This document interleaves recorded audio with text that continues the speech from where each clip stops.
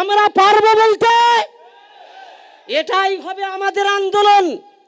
এই আন্দোলন যদি আমরা এগিয়ে নিয়ে যেতে পারি, সফলতা ছিনিয়ে আনতে পারবো। ঘরে মেউ মেউ করার আন্দোলন এটা নয়। আন্দোলন মানে বাধা আসবে, এই বাধাকে উপেক্ষা করে ছিনিয়ে নেওয়ার নামই হলো আন্দোলন। আমি বহু আলেমদের দেখছি, বহু মাওলানাদের দেখছি, বহু ইমামদের দেখছি, তারা ঐক্যর ডাক দিচ্ছেন, কিন্তু সেই ঐক্যর ডাকটা হলো একচোখো ডাক। তারা দেখছে তাদের সুবিধায় যারা কথা বলে, তাদের পক্ষে যারা আছে তাদেরকে ডেকে একত্রিত করছেন। পাশে যারা বাংলার মাটিতে দীর্ঘদিন সংগঠন করে ওয়াকাফের ব্যাপারে আন্দোলন করে, ওয়াকাফ আইনের বিরুদ্ধে যারা আন্দোলন করে আসছে, তাদেরকে ডাকার কোনো সুস্থ মানসিকতা তাদের নেই।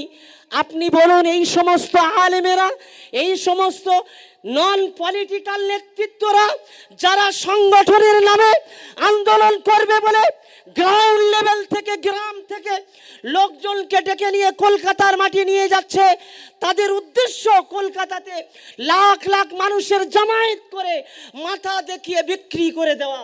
তারা জনগণকে বিক্রি করে পেট পুজো করবে। তাদের উদ্দেশ্য জনগণকে বেচা, তাদের উদ্দেশ্য আর কিছু নয়। কারণ যদি বলেন কেন, আমি এটা স্পষ্ট বলতে চাইছি। আমি আজকে দাঁড়িয়ে আহলে সুন্নাত ওয়াল জামাতের এই ওয়াকাফ আন্দোলনের স্টেজে দাঁড়িয়ে আমি বলতে চাইছি, মনে রেখে দেন, সারা বাংলাতে একটা জিনিস আমি উদাহরণ দিলে সহজে বুঝবেন। নদীর বাঁধ ভেঙে গেলে সেই সময় দেখবেন বিভিন্ন খাল বিলের মাছ নদীতে ঝাঁপিয়ে চলে আসে। যারা জেলে নয় তারাও কিন্তু মাছ ধরতে আসে। জেলে নয়, বাড়িতে জাল আছে, মাছ ধরতে আসে। আর গুলিয়ে মুলিয়ে জালটা ফেললে বড় একটা কাতলা মাছ পড়ে গেল, বিশাল লাভ মনে করে নিয়ে বাড়ি চলে আসলো। তারপরে কিন্তু তাদের আর খোঁজ পাওয়া যায় না। কিন্তু যারা প্রকৃত জেলে সব সময় নদীতে থাকে, তারা মাছ সংগ্রহ করে আমাদেরকে সেবা দিচ্ছে। আমরা যদি জেলে না চিনতে পারি, খুব ভুল করব।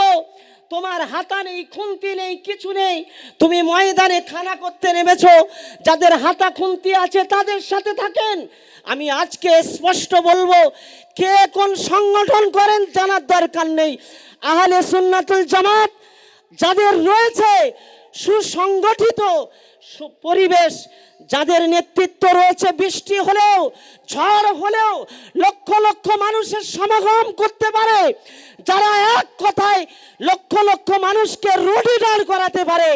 যে পীরজাদা আব্বাস সিদ্দিকী, যিনি আন্দোলন করে, যিনি কথা বললে লক্ষ লক্ষ যুবক প্রাণ দিতে পারে। ঠিক বললাম কি ভুল বললাম? জোরে বলেন।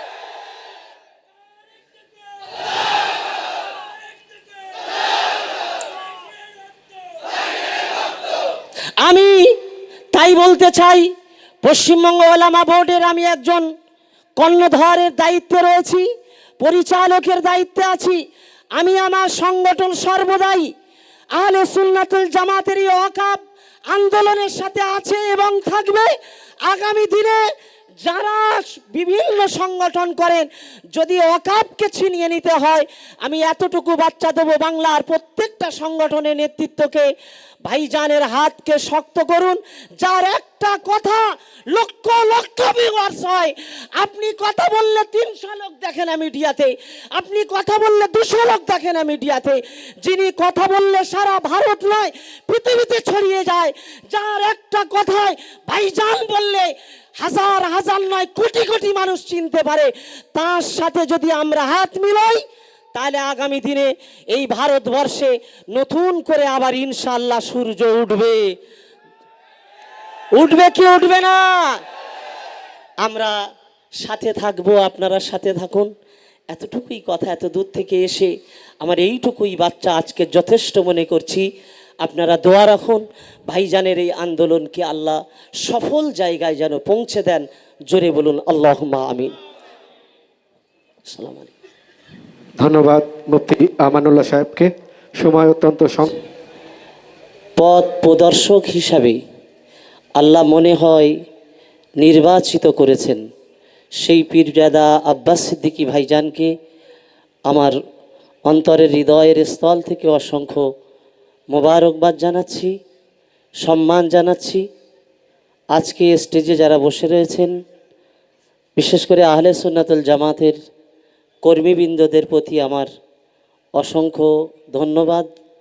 আজকে তারা ওয়াকফ সংশোধনী যে বিল 2025, যে কালা কানুন কেন্দ্রীয় সরকার মুসলমানদেরকে বিতাড়িত করার চক্রান্ত করে যে বিল পাশ করেছে, আমরা সংকটময় মুহূর্তে এসে দাঁড়িয়েছি। আমি এই মুহূর্তে স্টেজে 2 থেকে 3 মিনিট আগেই এসে পৌঁছালাম। এসে আমি এত আনন্দিত হচ্ছি যে মনে হয় আমাদের সফলতা আমরা ছিনিয়ে নেব ইনশাল্লাহ। কেন? আমার আসার কথা এখানে 3টে থেকে 3:30-এর মধ্যে, কিন্তু যথা সময় আসতে পারিনি, তার বিশেষ কারণ আছে। গতকাল ক্যানিংয়ে আপনারা জানেন, ক্যানিং একটি টাউন, অত্যন্ত পরিচিত একটি জায়গা। সেই ক্যানিং টাউনে গতকাল 3টে মাওলানা সাহেব রাত 9:30টায় কোনো একটা কাজে কেনাকাটা করতে গিয়েছিলেন। সেই সময় নিউ টাউন থানার পুলিশ সিভিল ড্রেসে, তার বাড়ি ক্যানিংয়ে, আরও 4-5 জনকে সাথে করে নিয়ে এই 3 জনকে ধরে নিয়ে বীভৎসভাবে তাদেরকে অত্যাচার, তাদেরকে বাংলাদেশি এবং সন্ত্রাসবাদী পাকিস্তানি বলে তাদেরকে দাগিয়ে দেওয়ার চেষ্টা করেছে। সর্বোপরি তাদের আই কার্ড পর্যন্ত না দেখালে সেখান থেকে যেতে দেবে না, এই রকম একটা পরিস্থিতি। এবং যে সাম্প্রদায়িকতা তারা করার চেষ্টা করেছে, সেই মুহূর্তে তাদের কোনো উপায় নেই। এমন একটা মুহূর্তে ওই মৌলানা সাহেবরা খুব বিনয়ের সঙ্গে সেখান থেকে সরে আসলেন। যখন আমি রাত 11টায় জানতে পারি, দ্রুত পদক্ষেপ নিয়ে এমএলএ যারা ছিলেন, দায়িত্বে যারা আছেন প্রশাসনের, প্রত্যেককে বলে আজকে সেই বৈঠক হয়েছে 12টায়। গতকাল ঘটেছে, আজকে 12টায় বৈঠক করতে গিয়ে আমার একটু দেরি হয়েছে। আপনারা শুনলেন এবং বুঝলেন, নিউ টাউন থানার পুলিশ, ক্যানিংয়ে বাড়ি, সে আরএসএসের একটা গুন্ডা। সে গুন্ডা আজকে প্রকাশ্য দাঁড়িয়ে মুসলমানদের প্রতি টুপি দাড়ি দেখে তাদের প্রতি যে আঘাত, বাংলাদেশি বলে তোকমা লাগিয়ে তাদের আই কার্ড না দেখালে সেখান থেকে যেতে দেবে না, যে পরিবেশ আমরা শুনে আসছিলাম ইউপিতে হয়েছে, সেই পরিবেশ আজকে আমাদের বাংলাতে শুরু হয়েছে। এটা কি আপনারা বুঝতে পেরেছেন? জোরে আওয়াজ দিয়ে বলেন, বুঝতে পেরেছেন? ওয়াকফ আইন হলো, খুব শর্ট কথায় কথা বলতে বলেছেন, ওয়াকফ হলো বাংলা থেকে, ভারত থেকে মুসলমানদের তাড়াবার আইন। আপনার মসজিদ থাকবে না, আপনার মাদ্রাসা, আপনার খানকা, আপনার কবরস্থান, সব কিছুকে বিলীন করে দেবে। অর্থাৎ ইসলাম আর মুসলমানদেরকে মিটিয়ে দেওয়ার আইন করেছেন। যে আইনের পক্ষে আজকে আমরা দেখতে পাচ্ছি যারা রয়েছে, তারা কোনো কথাই আজকে তাদের জবান থেকে শুনতে পায়নি। তাই তারা আজকে বলছেন এখানে আন্দোলন নয়।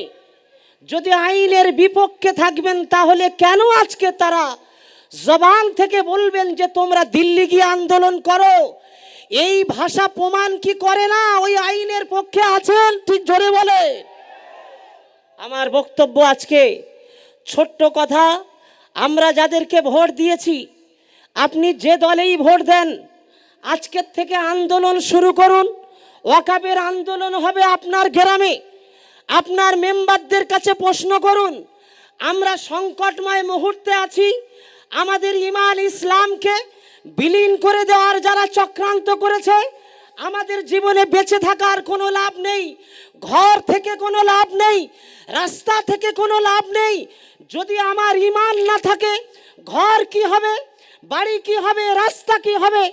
আমার জীবনের সম্পদ হলো, আল্লাহ পাক বলেছেন তুমি বাঁচো মরো আমার জন্যে।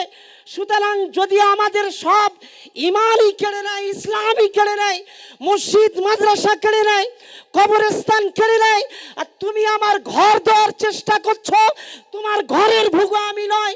আজকে দাঁড়িয়ে তুমি বলো যে ওয়াকফের আন্দোলনে তুমি আমার সাথে আছো কিনা। যদি তুমি আমার সাথে থাকো, আগামী দিনে তোমার বন্ধু আমি। যদি আজকে